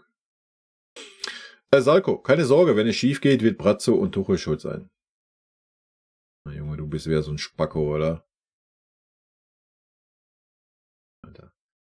Gerard, bei Kane hast du recht, er könnte physische Probleme bekommen in diesem Jahr. Bis auf seinen Elfmeter hat er nicht viel gerissen mit England in dieser Euro. Wenn er nicht mehr kommt mit den Bayern, wird das wild werden. Naja, er hat ein Kopfballtor gemacht und 2 Elfmeter verwandelt. Also dafür, dass er so körperlich schwach war, hat er immerhin 3 Buden gemacht. Ne? Darf man auch nicht vergessen. Aber ja, er hat super schwierigen Eindruck körperlich gemacht. Ne? Habe ich ja am Anfang des Videos schon was zu gesagt. Xavi wird in diesen Xavi wird in diesem Sommer so oder so nicht gekauft, da Paris nichts an PSV Eindhoven abdrücken will. Daher wollen die den nochmal ausleihen. Am liebsten mit Kaufpflicht, weil im nächsten Jahr diese Klausel nicht mehr greift und Paris 100% der Ablöse walten kann. Ja gut, aber das wäre ja nicht das Problem, oder? Aus unserer Sicht jetzt. Banja zum Stürmer Backup. Vielleicht würde Embolo wirklich passen als Ergänzung. Weiß ich nicht. Also ich denke, Taylor hat gezeigt, dass er eine Qualität hat und da muss man dem jetzt einfach auch die Chance geben. Warum soll man jetzt wieder einen 28-Jährigen oder 29-Jährigen Embolo den Tell vor die Nase setzen? Tell ist ein Mittelstürmer, Feierabend. Klar, wenn es schief läuft und er sich verletzt oder sonst was, aber das heißt, das hast du dann so oder so. Dann muss er halt einen Mittelstürmer aus der zweiten Mannschaft hochziehen. Die werden ja auch einen Mittelstürmer haben. So, ganz einfache Kiste. Ja. Also ich persönlich fühle das nicht. Für mich gehört Tell als Nachfolger jetzt aufgebaut nach Harry Kane. Er kann von Harry lernen. Vielleicht auch im Zusammenspiel sogar als Doppelspitze. Sonst was wird man sehen unter Kompanie. Für mich gehört ein Tell jetzt auf die 9. Gerade jetzt am Anfang der Saison. Feierabend. Klar muss man dem ein paar Sachen zugestehen. Ja. Ist natürlich nicht so ein abgewichster wie Harry Kane, aber er kann da reinwachsen. Also wir müssen mal wegkommen immer davon, von diesem Altergeschichte. Nochmal guckt euch ihn schon mal bei Spanien an mit 16. Also jetzt 17. Ja, meine Meinung. Gerard, was sicher ist, man muss jede Position doppeln mit guten Spielern und manchmal noch trippeln, wenn man auf die letzte Saison schaut mit den vielen Verletzten. Ja gut, wir können uns nicht eine Saison nehmen wie die letzte Saison, die eine solchen Saison von Verletzungen war und sagen, wir stocken jetzt den Kader auf 60 Spieler auf. Ist ja Schwachsinn. Sorry. Nee, gehe ich nicht mit. Auch letzte Saison, Und wenn Tuchel einfach ein paar Eier gehabt hätte, wäre das auch gar kein Thema gewesen.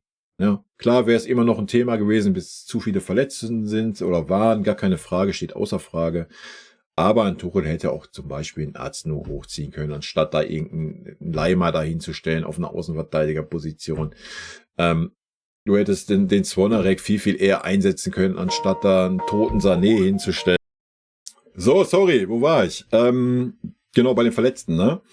Wenn Tuchel die Eier gehabt hätte, hätte er halt schon viel, viel eher die Spieler ranführen können. Du musst doch nicht einen Kader von, was weiß ich, 25, wie du sagst, man muss jede Position dribbeln oder doppeln. Das sehe ich halt nicht. Sorry.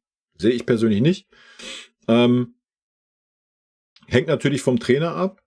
Ja, wenn du gerade Tuchel war ein Trainer, der immer seine erste Elf hatte.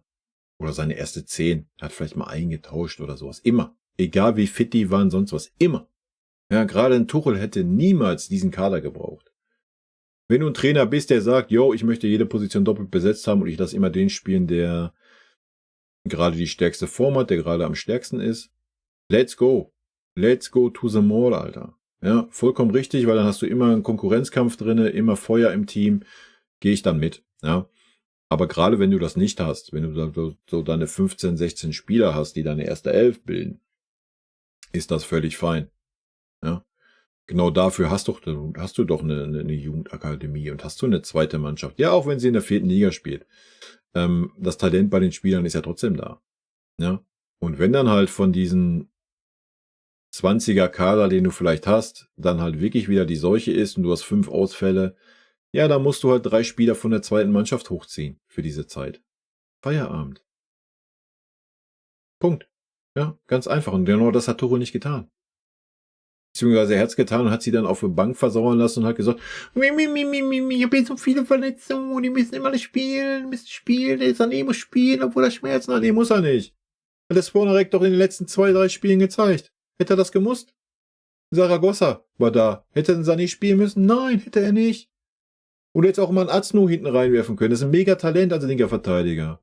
Hat er auch nicht gemacht, hat auch nicht die Eier für gehabt. Deswegen, ich persönlich sehe das nicht. Ich persönlich sehe, du musst einfach mal mehr den Glauben an die Jungs haben, die du da hast. Wir haben jetzt dieses Jahr auch schon wieder vier Talente verpflichtet. Ja, dann schmeiß die rein. Guck dir die Spanier an, Alter. Wir können es doch immer nur als wieder sagen. Guck dir doch Barca an. Die laufen mit 16, 15, 17-Jährigen da auf. Und guck dir die EM an, was der performt hat bei Spanien. Ja. Wir müssen mal wegkommen davon. Entweder hat der Spieler diese Qualität oder er hat sie nicht. Und wenn er beim FC Bayern spielt, dann muss er die haben. Was macht er sonst beim FC Bayern? Ja. Na klar kann es sein, dass der dann dem Druck nicht gewachsen ist und es nicht packt. Ja, dann ist dem so. Aber dann weißt du das doch auch. Ja. Dann weiß man das. Und es gibt ja nicht nur einen linken Verteidiger oder nur einen defensiven Mittelfeldspieler in Nachwuchs. Ja. Dann nimmst du halt den nächsten. So, Feierabend. Ja. Da müssen wir mal hinkommen. Dass man Vertrauen hat in seine Jugend. Und die Qualität, die wir doch jetzt haben mittlerweile in der Jugend, zeigt man doch, dass man darauf setzen kann. Ja. So. Ganz einfache Kiste. Und dann sind halt die Spieler gefragt, wie ein Kimmich, die super erfahrenen Müller, der Müller, der es gemacht hat, außerhalb des Platzes. Aber da müssen gerade diese Spieler auf dem Feld, müssen dann die jungen Spieler an die Hand nehmen und führen. Ja. So, das muss passieren und dann klappt das auch, solche Talente einzubauen. So. Und da musst du nicht einen Kader aufblähen mit 24 Spielern, wo jeder 10, 12, 13, 18, 19.000 Millionen verdient. Ist doch Schwachsinn. Dann brauchst du keine Millionen jedes Jahr in die Jugendakademie pumpen. Ja? Genau dafür macht man das. So, es spielen 11 Spieler. Das heißt, du hast einen Kader von 16, 17 sehr, sehr guten Spielern. So, und dann hast du 3 Talente hinten dran. Und wenn dann wirklich was passiert, dann ziehst du halt die Spieler, die ausfallen. Wenn 4 Spieler ausfallen, ziehst du 4 Spieler aus der zweiten sauerhaft hoch für diesen Zeitraum. Punkt. So hat das zu laufen. Ja, und dann bekommen die auch eine Chance. Dann können die sich zeigen, die können spielen und dann sieht man, reicht das nicht? Ne? Anders geht's doch nicht. Wie wollen wir es denn machen? Wie wollen wir es machen? Wir haben jetzt einen Irakunda verpflichtet, der spielt in der zweiten Mannschaft. So, wie wollen wir denn mit dem jetzt verfahren? Den lassen wir jetzt in der zweiten Mannschaft spielen und dann? Was passiert denn dann? Das heißt doch, wenn dann in der ersten Mannschaft ein Platz frei wird, weil jemand verletzt ist, dann musst du den hochziehen und ihm die Chancen geben. Nein, dann hole ich lieber einen Thuram und setze den 30 Spieler auf die Bank, à la Bounazar, und der darf dann 2 Spiele spielen, wenn Harry Kane ausfällt oder was. Und ein Matistel. Ist doch nicht Sinn der Sache. War jetzt ein dummes Beispiel, Irakundo ist eher Außenstürmer, alles gut, weiß ich. Aber ihr wisst, was ich meine, oder? Das macht doch keinen Sinn. Es macht doch keinen Sinn, jetzt wieder Spieler zu verpflichten, die 3/4 der Saison auf der Bank sitzen, und wenn mal 2 verletzt ausfallen, ja, dann darf der seine 4 Spiele machen im Jahr und kriegt dafür 8 Millionen. Das ist doch Schwachsinn. Dafür hast du doch dann den Unterbau. So, die Spieler kosten kein Gehalt. Die kosten ein paar 100.000 im Jahr, und dann ziehst du die hoch und die spielen. Und dann haben sie die Chance wie ein Pavlovic. Dann haben sie die Chance, sich zu zeigen. Und entweder zeigen sie, bah, der packt es, der burnt, alles ist gut, oder halt nicht. Ja? Aber du musst jetzt nicht einen Kader aufblähen. Nein, das fühle ich nicht. Meine Meinung. Der FCB hat schon vor Saisonbeginn viel richtig gemacht. Bis auf die Sache mit De Ligt könnte auch eine gute Champions League-Saison geben. Vielleicht schlagen wir dieses Mal die Spanier. Danke fürs Video. Ja, wir werden sehen, ne? De Ligt, I don't know, habe ich schon jetzt genug zugesagt, denke ich, ne? Sejadlu Litsch, hoffe ich. Kimmich auf die 8 könnte ich mir tatsächlich vorstellen. Ja und nein, habe ich ja auch gesagt. Ich würde ihn gerne mal sehen auf der 8. Haben wir leider bisher nie. Problem, was sie, also erstmal das Positive. Kimmich kann Spielaufbau. Ich denke, da sind wir uns einig. Kimmich kann seine Chipbälle spielen. Kimmich kann auch mal einen Diagonalball spielen. Kimmich kann auch einen guten Pass in die Schnittstelle spielen. All das hat er schon gezeigt bei uns. Das Negative, die negativen Punkte.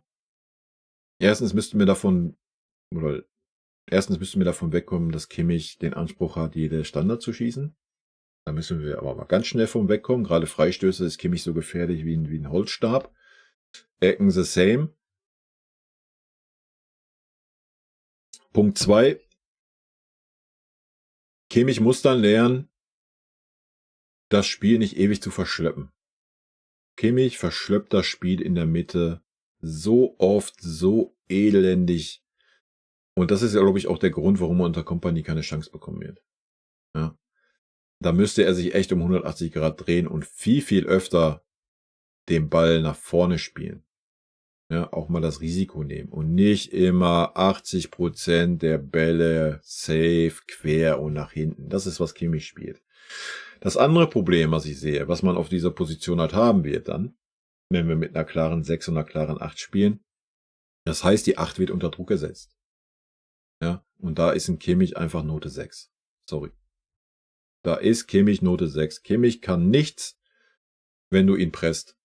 Der ist ja maßlos überfordert. Das ist auch nicht schlimm oder sonst was. Das ist einfach nicht Kimmichs Spielstil. Ne? Da ist ein Pavlovic viel, viel weiter, wenn wir das letzte Saison mal gesehen haben. Wie oft ein Pavlovic dann unter Druck gesetzt wurde und einfach ganz cool und locker geblieben ist und auch mal 2 Spieler mit durch eine Körpertäuschung hat ins Leere laufen lassen und den Ball nach vorne gespielt hat. Ich weiß nicht, ob Kimmich das kann. Das müsste er halt beweisen und zeigen. Auf der 6er-Position haben wir oft genug gesehen, dass er damit nicht klarkommt. Ja. Aber ja, ich gehe mit dir, es wäre mal interessant zu sehen. Ne? Aber wenn ich dann das Gegenteil sehe und sehe, wir haben da einen 19-jährigen Pavlovic, der letzte Saison so super unaufgeregt performt hat, warum sollte man sich jetzt wieder den Kimmich ans Bein binden auf dieser Position und dem jungen Pavlovic die Position da verweigern? Ja, klar kann es sein, dass ein Pavlovic, weil jung, mal eine Formkrise hat und so weiter. Habe ich auch schon gesagt, dann hast du aber immer noch einen Conny Leimer auf dieser Posi. Dann hast du Musiala, den du auf diese Posi stellen kannst, weil er aus der Tiefe sowieso stärker ist. Wenn wir dann davon reden, wir wollen einen Simmons oder einen Olmo verpflichten, selbst die können diese Position spielen aus der Tiefe heraus. Haben sie bei der EM auch beide gespielt. Du hast ja ganz, ganz viele oder ganz, ganz neue Möglichkeiten, wenn du einen ganz klaren defensiven Sechser hast, dann kannst du halt auch einen viel, viel offensiveren Achter stellen wie bisher. Ja. Von daher bin ich immer noch der Meinung, ja, die Zeit ist einfach gekommen, dass Kimmich was Neues sucht. Boomergrim, stell dir vor, Tuchel hätte ihn bekommen, Champions League Finale. Ja, Champions League Titel. Triple. Sextubel wahrscheinlich unter Tuchel, weil Tuchel einfach so einen geilen Fußball hat spielen lassen bei uns, oder? Und so super kreativ war und so variabel war. Hat ja auf alles eine Antwort gehabt. Also wäre Selbstläufer gewesen. Maschine, einer, der mal hinlangt und weiß, was es heißt, in die Zweikämpfe zu gehen. Eine Art Van Bommel 2.0, hält seine Position, zweikampfstark, absolute Maschine meiner Meinung. Einer, der wie gesagt mal hinlangt im Positiven, wenn es sein muss, so einer hat unsere Mannschaft gefehlt. Ja gut, das sind jetzt wieder so diese Schubladen, ja, der mal hinlangt. Klar, das haben andere Spieler bei uns auch getan. Das Wichtige ist, er hat Bock zu verteidigen und Bock für die Vorderleute zu arbeiten. Das ist, was er macht als Sechser. Ja, er hält dem Achter vor ihm oder den Zehner oder den Achtern einfach den Rücken frei. Er hat Bock darauf. Er hat Bock, diese Rolle auszufüllen und das tut er gut. Und ja, natürlich, auch wenn du diese Art Spieler bist, musst du auch mal hinlangen können und auch mal ein Statement setzen können. Ja? Deswegen wird er uns gut tun. Ja. Marc, freue mich auf Palhinha, der unter anderem als Mentor für Pavlovic agieren kann. Ja. Auf der Abgabenliste Deleucht, Coman, Gnabry, Goretzka, Kimmich, Mazraoui. Der Teamcharakter wird neu aufgestellt mit weniger satten Spielern. Ja, das ist halt auch das Wichtige. Ja, warum ich auch dabei bleibe, dass Kimmich und sowas gehen muss. Genau deswegen. Ne? Wir brauchen wieder Hungrige. Simmons und Olmo sind beides Zehner, wild. Ja gut, für mich sind das keine Zehner. Das sind variable Spieler. Ähnlich wie es in Musiala ist. Ja? Wobei für mich Musiala am stärksten durch die Mitte ist. Statt über die Halbposition. Aber kann er natürlich auch spielen. Ja. Am stärksten ist Musiala sogar noch als offensiver Achter. Weil er dann aus der Tiefe kommt, den Speed mitnehmen kann. Ja. Ich bin sehr gespannt. Wie gesagt, wir wissen es aktuell nicht, wie ein Kompanie plant. Wenn man sich die Neuverpflichtungen anschaut, könnte es schon so sein, dass er mit Halbpositionen plant. Könnte es sogar so sein, dass er vorne mit 2 Stürmern, 2 Spielern auf Halbposition, ein Sechser. Ja, könnte auch sein. Ja. Man wird sehen.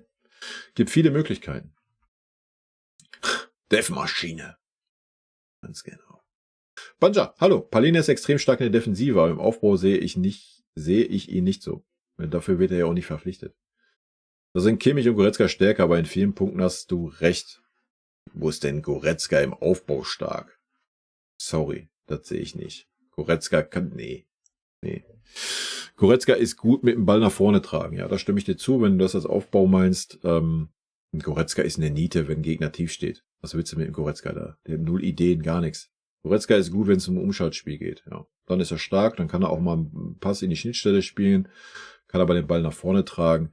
Goretzka ist eine absolute Nullnummer, wenn es darum geht, dass der Gegner tief hinten drin steht und er soll irgendwas kreieren. Dann siehst du einen Leon auf dem Feld meistens gar nicht. Da gar keine Fähigkeiten für.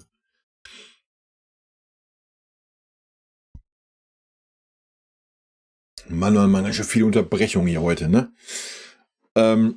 Ja, wie gesagt, sehe ich nicht. Palhinha im Aufbau kann ich noch nicht wirklich beurteilen. Werden wir bei uns sehen, denke ich. Ist aber auch nicht seine Aufgabe.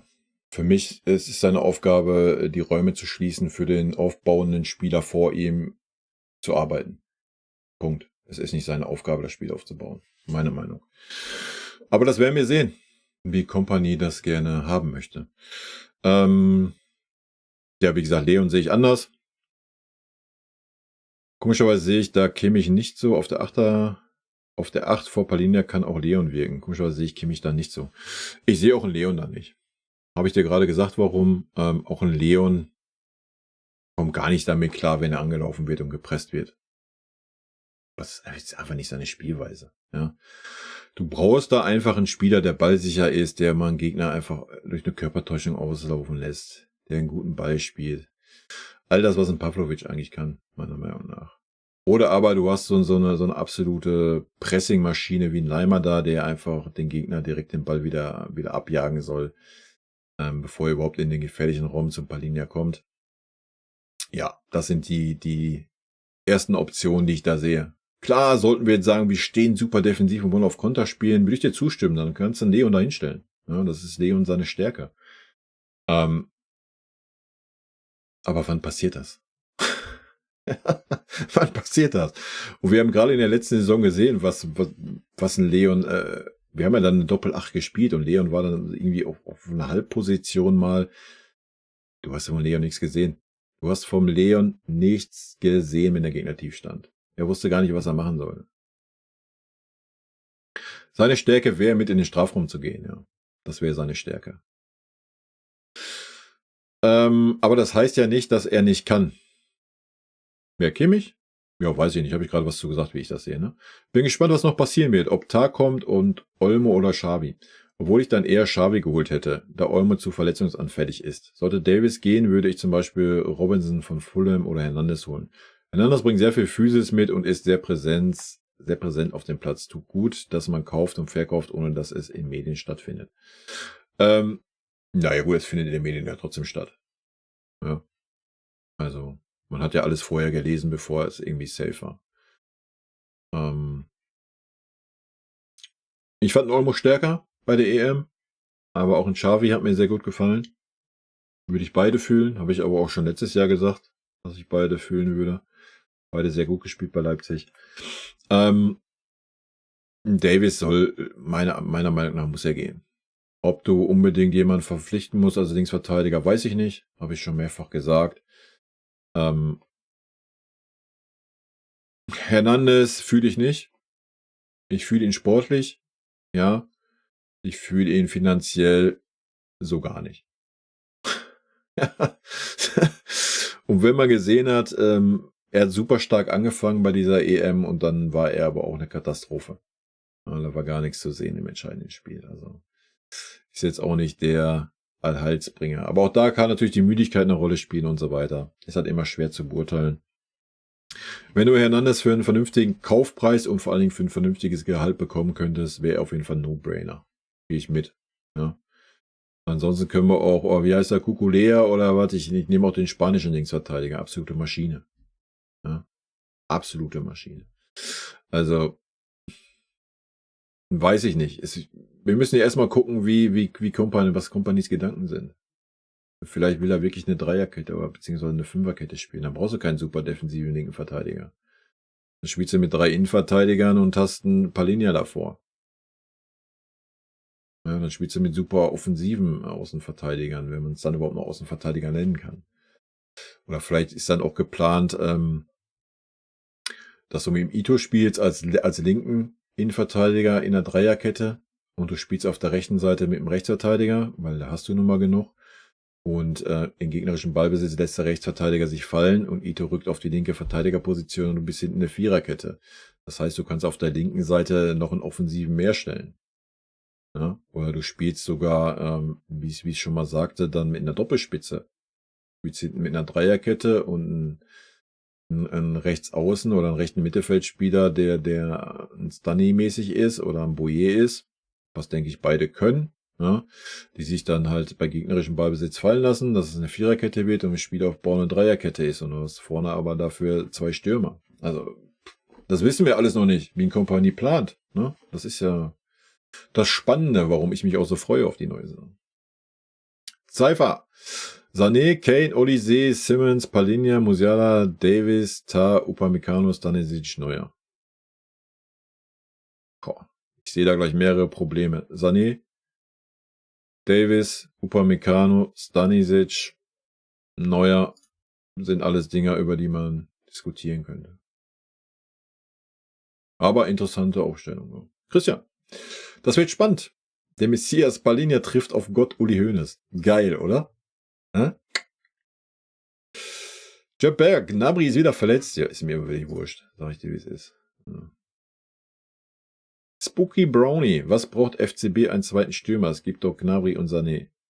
Gut, dass du 4 Lachsmilies dahinter gemacht hast. Das hätte ich leicht eskalieren müssen.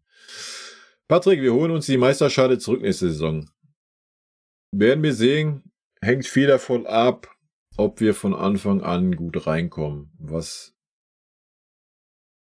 nicht unbedingt gegeben sein muss, ne? Da müssen wir mal abwarten. Quaddam, scheint, als wäre unser neuer Sportvorstand was wert. Ja gut, dann nehmen wir mal den Christoph Freund bitte mit rein als Sportdirektor. Ich denke, er wird da auch einiges zu beigetragen haben. Giselle, Xavi Simons kann man doch mit Coman verrechnen. Angeblich ist PSG ja interessiert. Opa hat auch vor 1,5 Jahren eine sehr gute WM gespielt, aber das muss nichts heißen. Wäre schön, wenn er seine mentalen Probleme in den Griff bekommt. Bin auch auf die Abgänge gespannt. Ja, wenn dem so ist, könnte man das sehr gut tun mit Coman und Xavi. Ich denke, das wäre ein guter Tausch. Wenn wir noch ein bisschen was draufzahlen, alles gut. Zu Opa habe ich schon genug gesagt in diesem Video, ne?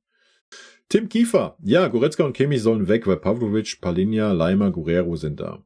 Ja, stimmt, Guerrero ist übrigens auch noch da. Habe ich auch gar nicht dran gedacht, wo es gerade um die Linksverteidigerposition geht.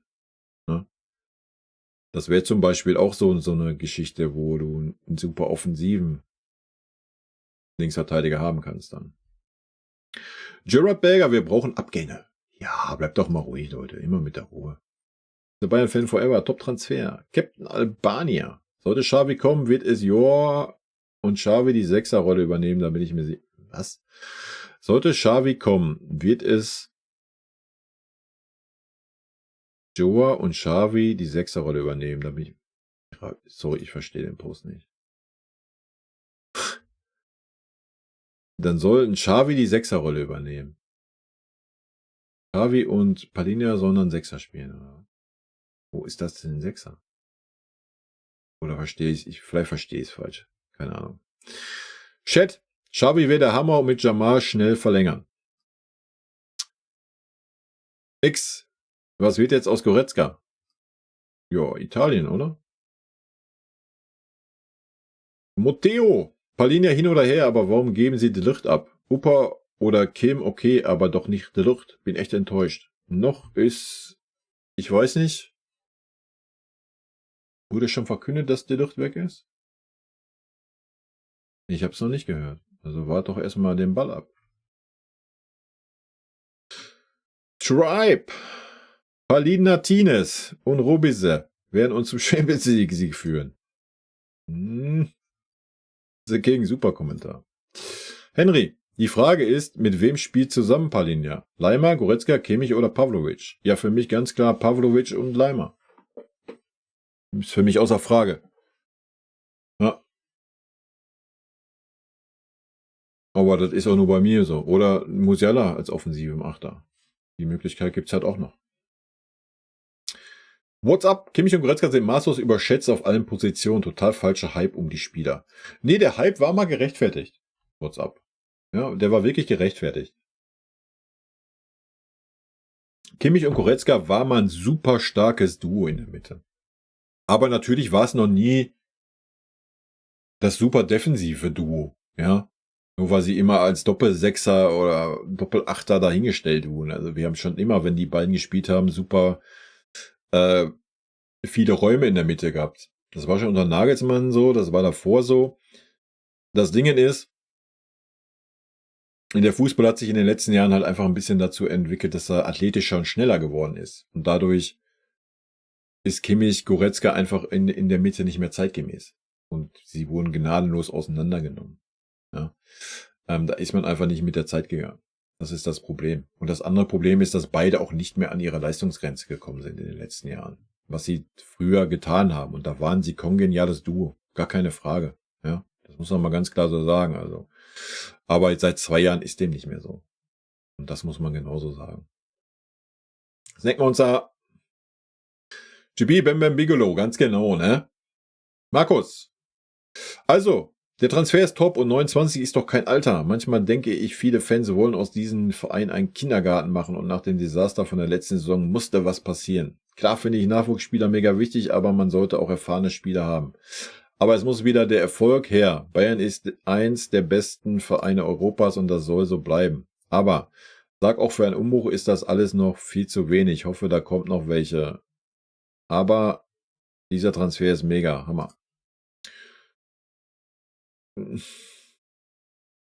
Es geht ja nicht ums Alter, es geht um die Finanzen und um das Alter. Ähnlich wie es beim Harry Kane letzte Saison war, ne? Aber ja, das passt schon. Und ja, ich denke auch gerade in der Zentrale braucht man eine gute Mischung. Ja. Ich würde jetzt in der Zentrale auch keine 19-Jährigen unbedingt dahinstellen. Da denke ich, ist so ein super erfahrener Sechser ist schon viel werter. Haben wir letzte Saison beim Eric Dyer gesehen, wie viel Erfahrung wert ist in der Innenverteidigung. Ne? Also von daher, ähm, alles gut. King. Allgemein gesehen ist die Transfers gut und ich verstehe nicht von Fans, De Ligt Fanboy zu sein. Er passt nicht in Company-System, ist zu langsam und nicht so gut bei Passspiel. Das ist dummes Zeug, was du laberst. Wenn man davon ausgeht, dass wir Umbruch wollen, müssen Spieler, die nicht im System passen, wie Gnabry, Coman, De Ligt, Goretzka und Mazraoui und Kimmich gehen. Es geht auch um Taktik und ich sage nicht, dass De Ligt schlecht ist, aber doch hast du gerade gesagt, ist aber im System von Company nicht passt. Bei Nagelsmann hat er gepasst, aber ansonsten nicht. Und Thema Tar, ich würde es gut finden, weil Tar schon gute Grundschnelligkeit von 34, 35 km/h hat und beim Konterabsicherung ist schnelle Innenverteidigung wichtig und leider ist der Dicht zu langsam und Thema Tell, es kann auch sein, dass Kompanie auch mit 2 Stimmen aufhören will. Muss ich dir mal knallhart widersprechen. Das ist wieder einfach nur dummes Gelaber von irgendwo, was du gelesen hast. Sorry. Ich stimme dir 100% zu, wenn Company klar sagt, der Licht passt nicht in mein System. Ja, stimme ich dir zu. Müssen wir nicht weiter diskutieren, dann muss man den Licht abgeben. Feierabend. Du brauchst keinen Spieler, der nicht in das System des neuen Trainers passt. Ja, da gehe ich 100% mit, dann ist dem so. Deine Aussage mit, der Licht ist zu langsam und hat ein schlechtes Passspiel, völliger Schwachsinn. Völliger Schwachsinn. Sorry. Völliger Schwachsinn. Junge. Weiß nicht, wie oft ich das Thema schon widerlegt habe. Ansonsten, wie gesagt, stimme ich dir zu. Ne? Wenn ein Spieler nicht ins System passt, ja, hast du recht. Ja, dann musst du ihn abgeben. Und wenn es dann De Ligt ist, dann ist dem so. Feierabend. Ne? Ich mag einen De Ligt auch. Ich denke auch, er wäre ein fähiger Innenverteidiger für uns in der Zukunft.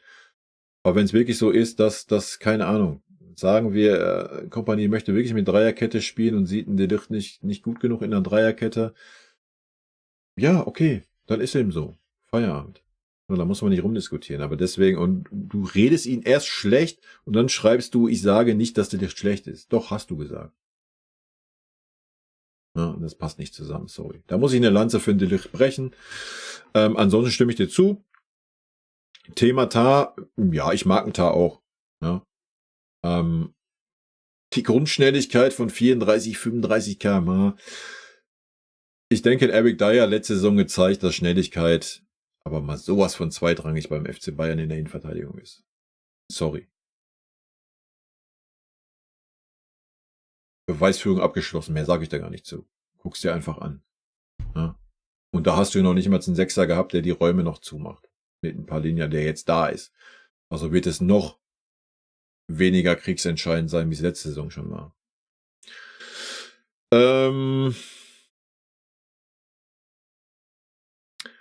Thema Tell, es kann auch sein, dass Kompanie mit 2 Stürmen auflaufen wird. Ja, das kann sehr gut sein und würde mich auf jeden Fall sehr freuen. Boomergrim, Kimmich bleibt, der kriegt nirgendwo mehr 20 Millionen. Danke dafür, Uli. Der wird der teuerste Backup in Europa. Vielleicht schnappt sich Arteta, Sané und Coman wird gegen Simmons getauscht. Dann wird's geil. Ja, immer mal abwarten. Immer mal abwarten. Und wenn wird Kimmich kein Backup sein, dann wird er auf der Tribüne sitzen. Meiner Meinung nach. Dude, nicht mal die Videos hast dir dazu angesehen. Schlimm, ne? Mir nicht die 0815 Videos angesehen habe, wo ein paar Bilder geschossen werden. Tim Kiefer. Goretzka, Leimer sollten auch weg. Nö. Sehe ich nicht so. Goretzka können wir drüber reden, Leimer sehe ich auf jeden Fall nicht so. Nein. Ich sehe auch keine Argumentation von dir hier. Kannst ja gerne mal reinschreiben. Beautix, Xavi und Olmo, seit wann bist du so ein Träumer? Seit Ballisto Keksriegel. Tiger Chris, guter Transfer. Sieht ja im Moment ganz gut aus. Was gut ist, dass die Spieler kommen oder doch vielleicht wegen dem neuen Trainer. Das ist ja auch schon mal positiv. Schreckt also nicht ab. Jetzt kann es losgehen. Ich wüsste auch nicht, warum irgendwas abschrecken sollte. Ja. Ich weiß, das haben viele Leute letzte Saison schon gelabert. Dass der FC Bayern nicht mehr diese Strahlkraft hat, weil ein Davies nach Real Madrid will, bla, Sylt. Sorry, wir sind der FC Bayern, Alter. Und es gibt genug Spieler auf dieser Welt, die sich den Arm ausreißen würden, wenn sie beim FC Bayern auflaufen würden. Punkt. Mehr gibt's da eigentlich nicht so zu sagen. Und da spielt es keine Rolle, wer Trainer ist. Petra, was ist mit Sané? Weiß ich nicht, was mit Sané ist. Wegen mir brauchen wir das Thema hoffentlich nächste Saison nicht wieder aufmachen. Ich hoffe, er spielt dann beim anderen Verein. Wäre schön. Alicia, Finale der Home 2, wir kommen. Naja, da sind wir weit von weg, aber die bisherigen Transfers haben auf jeden Fall die Chance steigen lassen. Ja, da gehe ich mit. Portland kann noch kein System bei der Kaderplanung erkennen. Verstehe ich nicht. Worauf bezogen? Kein Spielsystem, wie Kompanie spielen will? Oder? Ansonsten, ich denke, Palhinha ist ein No-Brainer. Schließt die Stelle, die seit 2,5 Jahren offen ist, auf der defensiven zentralen Position. Olise, einer für eine Halbposition oder vielleicht für eine Außenposition. Ich denke, da sieht man auch, wofür er kommt. Ja, wenn du die Trantüten da siehst von letzter Saison. Und ein Ito, der ein Innenverteidiger ist, der aber auch einen linken Verteidiger spielen kann, ist für mich das Zeichen, dass wir sehr wahrscheinlich mit Dreierkette hinten spielen werden. Eben aus besagten, genau den Gründen, die ich vorhin aufgezählt habe. Aber wissen tun wir es erst, wenn wir es sehen, ne? The Special One. Erstmal Spieler kaufen, Sané, Coman, etc. lachen sich kaputt. Aha. Und ich wüsste auch nicht, dass ein Thiago ein underrated Player gewesen wäre. Also ich denke, er wurde bei uns vergöttert, er wurde selbst bei Barca vergöttert, er wurde von Guardiola in den Himmel gelobt. Und ich denke, er wurde bei Liverpool auch von Klopp geschätzt. Ich wüsste nicht, warum Thiago ein underrated Player gewesen sein sollte. Rock'n'Roller, super, noch einer. Der kann dann 4 Jahre die Position von Pavlovic blockieren. Am Ende wird dann Pavlovic zum RV gemacht und wechselt nach Genua. Okay, wild. Kriegst auch keine jetzt für. Den lasse ich unkommentiert stehen, den dummen Kommentar. Sorry. Ich habe keinen Bock auf diesem Niveau zu diskutieren. Also. Cypher. Ich hätte Onana besser gefunden. Jünger und technisch stärker bei gleichem Preis. Jo. Wenn du das so gefunden hättest. Kann ich nichts zu sagen. Habe ich nicht viel von gesehen von Onana. Nochmal. Vielleicht macht es Sinn, auf dieser Position einfach einen erfahrenen Spieler zu haben und vor allen Dingen einen Spieler zu haben, der unbedingt zu diesem Verein will. Und ich denke, das hat ein Palhinha bewiesen, dass er das unbedingt will, oder? So, mehr kann ich dazu leider nicht sagen. Uni-Fanguy. Diese Taskforce macht ihren Job sehr gut. Bin gespannt, wer gehen wird. Hab das Gefühl, wir haben ein ganzes Jahr geschlafen. Endlich sieht man eine Idee im Kader, was mit Palhinha letzte Saison möglich wäre. Schade, aber definitiv ein gutes Zeichen an Musiala für die vorzeitige Verlängerung. Weiß nicht, ob Musiala da ein Zeichen braucht. Anastasio. Ich verstehe diesen Transfer nicht. Wenn man Rodri, Declan Rice, Kanté, Xhaka oder Frankie de Jong holt, würde ich sagen, ja. Okay, dann hast du... Okay, wir lesen weiter. Aber Palhinha ist nicht besser als Leimer und Kimmich, wenn ich das bewerte, was ich bisher von ihm gesehen habe. Okay. Das sind jetzt 35 Spieler im Kader. Man kann doch nicht für 200 Millionen Spieler holen und die Spieler, die man vor 1 bis 2 Jahren für 200 Millionen geholt hat, jetzt für 30 Millionen verkaufen. Ich frage mich, wo man sich jetzt verbessert hat. Vor allem, wenn Kimmich gehen soll. Stanisic für Kimmich ist doch nicht besser. Palhinha für Leimer ist doch nicht besser. Olise für Coman ist doch nicht besser. Tah für De Ligt ist doch nicht besser. Und was mit Tell? Was soll das alles? Holt man Lamin, Jamal, sag ich ja. Holt man Rodri, sag ich ja. Holt man Olmo, sag ich ja. Man kann nicht 8 neue Leute holen und denken, dass es funktioniert. Man muss sich punktuell verbessern. Ich hätte Rodri oder Xhaka geholt für die 6. Dann Frimpong für Außen und für Coman einen Williams. Dazu noch Olmo. Das hätte dich auch 200 Millionen gekostet, aber man wäre sofort top. Das ist doch jetzt alles ein Überraschungsei. Und für was braucht man Xavi, wenn der für Paris für schlecht befunden wurde? Das muss mir jemand erklären. Bisher Note 5 für Eber.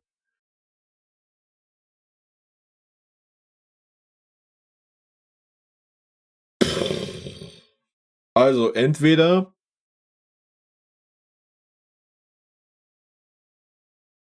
keine Ahnung.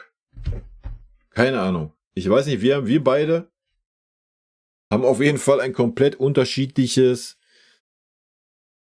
Verständnis von Fußball. So viel können wir schon mal festhalten. Ich versuche da mal ein bisschen aufzudröseln und ein bisschen was zu sagen. Aber zu viel fällt mir nur ein. Also, du verstehst diese Transfers nicht. Wenn man Rodri, Declan Rice, Kanté, Xhaka oder Frenkie de Jong holt, würde ich sagen, ja. Frenkie de Jong ist schon mal kein Sechser.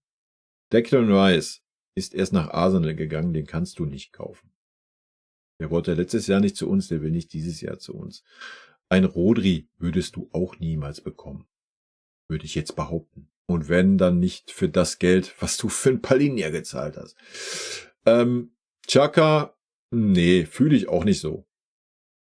Hätte er uns letzte Saison vielleicht gut getan? Ja, nee, sehe ich auch nicht. Auf warum? Weil er jetzt ein gutes Jahr bei Leverkusen gespielt hat? Ja, da passt er auch perfekt hin. Würde bei uns nicht reinpassen, glaube ich. Ist aber auch nur meine Meinung, kann man drüber streiten. Den Namen würde ich dir echt zugestehen. Rodri, Declan Rice, Kanté. Was willst du mit dem Kanté? Sorry. Spielt er nicht in Saudi-Arabien oder was? Und ist schon 33 oder sowas? Vielleicht verwechsel ich ihn auch gerade. Frenkie de Jong, habe ich gerade gesagt, ist kein Sechser, Alter. Hast du dieselbe wie ein Kimmich oder ein Goretzka, so ein Mittelfick-Ding. Ne? So, wir wollten einen klaren Sechser haben, den haben wir jetzt. Punkt. Feierabend. Dass ein Palhinha nicht besser ist als Leimer oder Kimmich, sorry, da muss ich dir leider sagen, aus meiner Sicht hast du dann leider null Ahnung von Fußball, beziehungsweise von der Position 6. Dass sie jetzt 35 Spieler im Kader haben, weiß ich auch nicht, wie du auf diese Zahl kommst. Man kann doch nicht für 200 Millionen Spieler holen und die Spieler, die man vor 1 bis 2 Jahren für 200 Millionen geholt hat, jetzt für 30 Millionen verkaufen. Den verstehe ich auch gar nicht. Wen haben wir denn vor 1 bis 2 Jahren für 200 Millionen geholt und verkaufen ihn jetzt für 30 Millionen? Wenn wir jetzt von Kimmich, Goretzka, Sané, Gnabry, Coman reden, die haben wir nicht vor 1 oder 2 Jahren für 200 Millionen geholt. Oder wovon redest du? Ich weiß nicht, wovon du redest.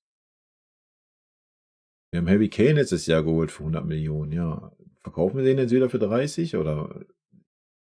I don't know. Und die 35 Spieler, zähl die bitte mal auf. Ich verstehe gerade nicht, was dein Problem ist. Wir haben auch noch keine 200 Millionen ausgegeben dieses Jahr. Ich frage mich, wo man sich jetzt verbessert hat. Allein diese Frage beantworte ich nicht. Habe ich in diesem Video oft genug beantwortet. Vor allem, wenn Kimmich gehen soll. Stanisic Kimmich ist doch nicht besser. Stanisic Kimmich ist wahrscheinlich ein Level, würde ich behaupten, ja. Ja. Stanisic kostet wahrscheinlich aber nur ein Drittel Gehalt, was ein Kimmich kostet. Und ist vielleicht einen Tacken schneller wie ein Kimmich. Und ist wahrscheinlich der bessere für eine Dreierkette, wenn es darum geht, halt auch den rechten Innenverteidiger zu spielen. Palhinha für Leimer ist nicht besser. Schwachsinn. Olise für Coman ist doch nicht besser. Kann ich nicht beurteilen. Wenn er alleine weniger verletzt ist wie ein Coman, wäre es schon mal ein Highlight. Dafür De Ligt ist doch nicht besser. Da würde ich dir zustimmen, ja. Und was mit Tell? Was soll das alles? Hopman, Lamine Jamal, ja, na klar, wir können natürlich 1 Milliarde zahlen für die Ausstiegsklausel, oder? Ich weiß nicht, in welcher Welt du lebst, Alter. Weißt du eigentlich, was du hier schreibst, oder hast du dich überhaupt mal damit auseinandergesetzt? Schon dasselbe wie mit Rodi und Declan Rice. Oder Frenkie de Jong. Also, ganz wilder Post von dir, sorry. Aber liegt vielleicht einfach daran, dass wir unterschiedliche Meinungen vom Fußball haben. Ich weiß es nicht. Man kann nicht 8 neue Leute holen und denken, dass es funktioniert. Wir haben bisher 3 neue Leute geholt und keine 8. Man muss sich punktuell verbessern. Das haben wir auf jeden Fall getan. Ich hätte Rodi oder Xhaka geholt für die 6, dann, okay, dann, das haben wir schon gelesen. Ja, alles gut. Mehr kann ich dazu nicht. Oh, zum Glück war es der letzte. Der letzte Kommentar, oder was? Ja, hier sind noch mehr Antworten drauf. Ja, Halleluja. Lese ich mir gar nicht durch. Wilder Take von dir. Wilder Take. Ist natürlich deine Meinung, alles gut. Wir müssen nicht immer alle einer Meinung sein. Da hätte ich gerne mal eine vernünftige Argumente zugehört. Dann hätte ich da ein bisschen was zu sagen können. Aber einfach so, ich hätte dies und das, ohne das zu argumentieren. Allein schon, wenn ich lese, dass ein Palinja nicht besser ist wie ein Leimer. Oder wie ein Kimmich. Das kann man doch gar nicht vergleichen. Du kannst doch nicht einen Palinja mit einem Leimer vergleichen. Also ich weiß nicht, ich glaube, du weißt gar nicht, was ein Palinja für eine Art Spieler ist, oder? Aber ist auch nicht schlimm. Alles gut. Ist deine Meinung. Ich habe meine Meinung dazu gesagt. Und in diesem Sinne, Leute, das waren eure Kommentare. Ich bedanke mich für eure Aufmerksamkeit. Waren sehr, sehr schöne Kommentare bei, paar wirde Kommentare, aber das ist auch völlig fein. Jeder darf ja seine Meinung haben. Und am Ende, rot-weiße Grüße gehen raus, Leute. Wir schauen mal, was sonst weiterhin passiert. Und wenn was passiert, neuverpflichtungsmäßig, und es auch safe ist und nicht nur irgendeine Zeitung steht, werde ich dazu meine Meinung teilen. In diesem Sinne.